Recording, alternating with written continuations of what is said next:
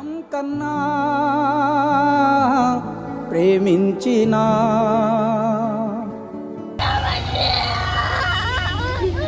ఆ ప్రేమనే తెంచావుగా. ఇప్పుడు ఇష్యూ జరిగిన తర్వాత తెలంగాణ గవర్నమెంట్ నుండి కానీ లేదంటే అధికారుల నుండి కానీ మీకు మళ్ళీ ప్రొటెక్షన్ కోసము మీ అంటే భర్తను చంపిన తర్వాత మళ్ళీ మీ మీదకి వస్తారనే ఆలోచనతో మీకు ప్రొటెక్షన్ కోసం పోలీసులు ఏమైనా చర్యలు తీసుకున్నాము? లేదు, వాళ్ళు అసలు రాలేదు.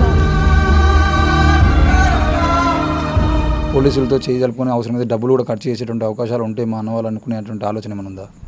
ఉన్నది, 2 కోట్ల దాకా ఖర్చు పెట్టిర్రంట చంపనికి.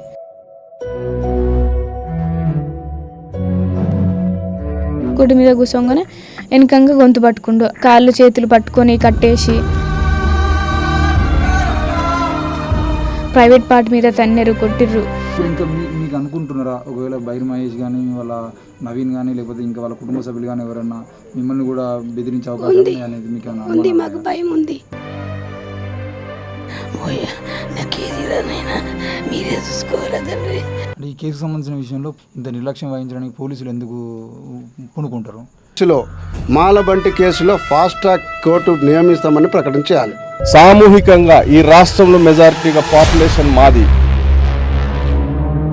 మా పాపులేషన్ ఒకే దగ్గర భూమిపూడి మేము హంతకుల ఇళ్లను తగలబెడితే మీరు ఆపగలరా? మీ చట్టం ఆపగలదా?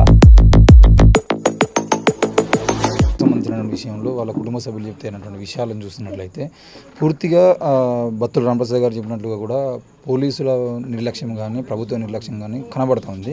దాంతోపాటు ఇప్పటివరకు 4వ రోజు పూర్తవుతున్నా కూడా ఇక్కడికి రెవెన్యూ అధికారులు రాకపోవడము, వీళ్లకు అట్రాసిటీ చట్టం ప్రకారం రావాల్సినటువంటి హక్కులను కూడా ఇవ్వకపోవడం, వీటన్నిటికి సంబంధించిన విషయంలో దళిత సంఘాల నాయకులు అంటే మీరందరూ మాట్లాడుకున్నారు కదా, ఏం అంటే ఫ్యూచర్లో మీరు ఏం చర్యలు తీసుకుందామని అంటే మీరు తీసుకుపోయేటువంటి యాజిటేషన్ ఏంటిది, ఎలా ఉండబోతుంది?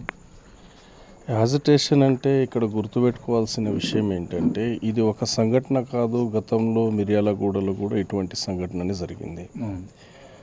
వాస్తవానికి చట్టపరమైన చర్యలు తీసుకొని ప్రభుత్వం జాగ్రత్తలు తీసుకున్నట్లయితే ఇటువంటి చర్యలు పునరావృతం కావు. 76 సంవత్సరాల రాజ్యాంగ పాలనలో ఈ దేశంలో ఈరోజు కుల ఉన్మాదంతో జరిగినటువంటి హత్యలను కూడా మీడియా సైతం పరువు హత్యలను రాస్తుంది. అంటే మీడియా ఈ హత్యలను ఎంకరేజ్ చేస్తుందని అర్థం. పరువును కాపాడుకోవడానికి హత్యలు చేయమని మీడియా సందేశం ఇస్తుందా? గతంలో ప్రణయ్ హత్య కేసులు ఏం జరిగింది? అక్కడ మొత్తం అన్ని వ్యవస్థలు మేనేజ్మెంట్లో భాగంగా కనబడుతున్నాయి.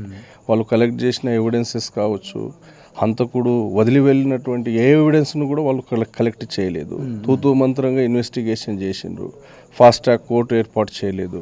వాళ్ళకి ఇమీడియట్గా శిక్ష విధించలేదు. ఇమీడియట్గా ఏమైంది? బెయిల్ మీద వచ్చిన తర్వాత మెయిన్గా ఉన్నటువంటి ఆరోపి ఎవరైతే ఉన్నారో ప్రధానంగా అతడు ఆత్మహత్య చేసుకుందని చెప్పిండు. అది ఆత్మహత్య ఎట్లా అవుతుంది? ఖచ్చితంగా ఆ కేసును పూర్తిగా డిజాల్వ్ చేయడానికి అతని హత్య చేసి ఉంటారు.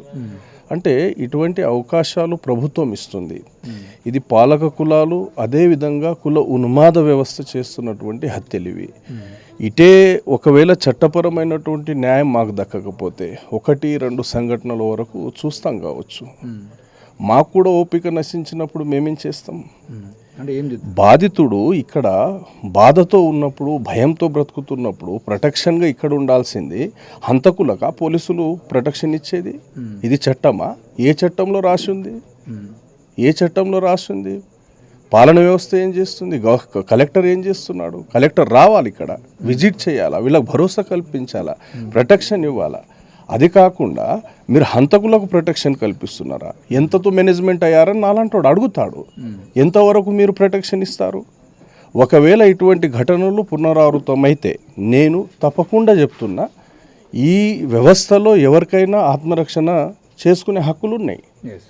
మీరు ఒకటి చంపుతారు, 2 చంపుతారు. చట్టపరంగా మాకు న్యాయం దక్కకపోతే ఖచ్చితంగా చంపినోడికి మేము చంపే ప్రయత్నం చేస్తాము, వాళ్ళ మీద దాడులు చేస్తాం, వాళ్ళ ఇళ్లను తగలబెడతాం. ఆపుతారా మీరు?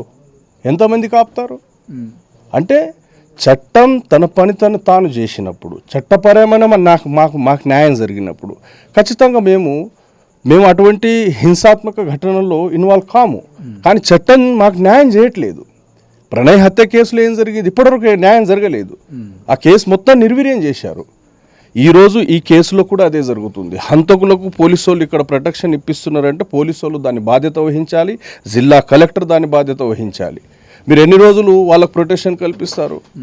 మేము ఖచ్చితంగా ఈ ఒకే సంఘటన కాదు, కులాంతర వివాహాలు మతాంతర వివాహాలు చేసుకున్న వారికి ప్రభుత్వం ప్రత్యేక రక్షణ కల్పించే చట్టాలు రాష్ట్రంలో తీసుకునే వరకు మేము పోరాటం చేస్తాం. ఈ సంఘటన చివరిదై ఉండాలా. ఒకవేళ తిరిగి కుల ఉన్మాదంతో ఇటువంటి హత్యలకు పాల్పడినట్లయితే సామూహికంగా ఈ రాష్ట్రంలో మెజారిటీగా పాపులేషన్ మాది, ఈ రాష్ట్ర పాపులేషన్లో 20% పాపులేషన్ మాది.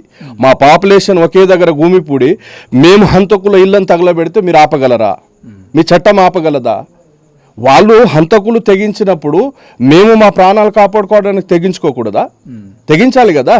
చట్టం మాకు న్యాయం రక్షణ కల్పించకపోతే ఇటువంటి సంఘటనలు పునరావృతం కాకుండా గవర్నమెంట్ జాగ్రత్తలు తీసుకోకపోతే ఆ చట్టాన్ని తీసుకోవాల్సిన పరిస్థితులు మాకు వస్తాయి. డెఫినెట్గా మేము మా రక్షణ కొరకు ఖచ్చితంగా సమతా సైనిక దళ తరఫున మేము నిలబడతాం. Thank you.